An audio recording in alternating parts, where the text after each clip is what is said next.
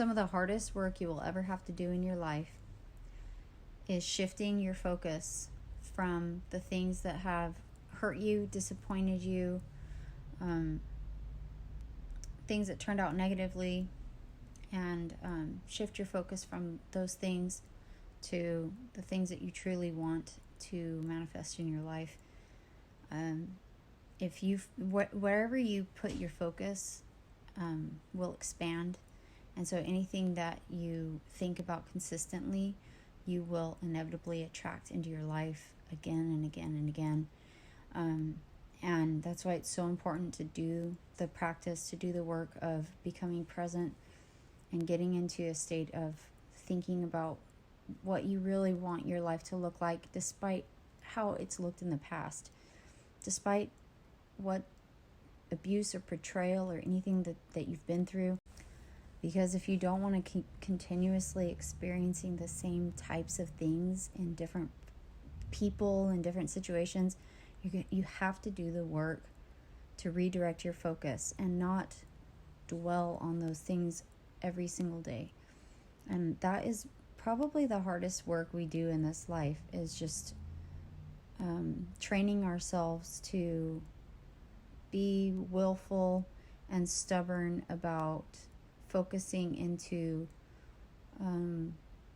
what we really want, and really believing that we can have it.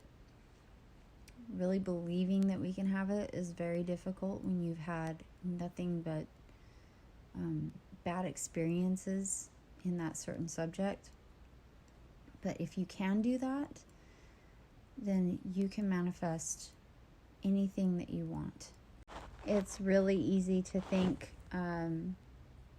nobody likes me. If you've been bullied, it's really easy to think I'm always going to be betrayed, or I'm always going to have relationships fall apart. If that's something that's been your experience in the past, it's really easy to believe I'm not lovable. If you had parents that were emotionally unavailable and you could never make them happy, it's difficult to convince yourself that those things are possible for you.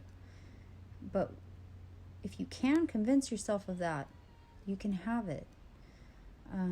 You just can't mentally associate yourself with the terrible things that have happened to you or that you've been through and hold yourself to them as if that is your story and you're going to claim it as your own for the rest of your life. Because you know what? Then that will become your story, and that will be what you vibrate and extend out into the world around you.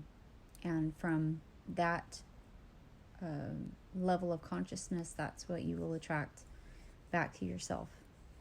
So you have to rise above it somehow, and that's part of the process of getting stronger and becoming more spiritually aware and just being more resilient, is that you recognize the things that you resonate with, that are traumatic, that are your pain, your body, your betrayal, your hurt, your abuse. You have to stop resonating with that stuff, and you have to stop carrying it around with you everywhere you go.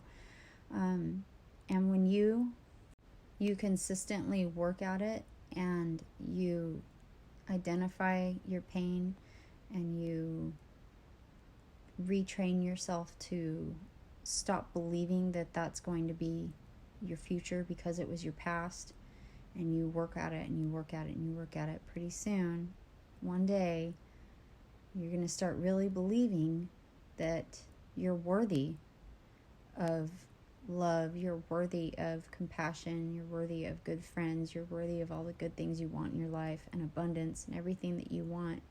And when you start feeling like you are worthy, then all those things will come to you.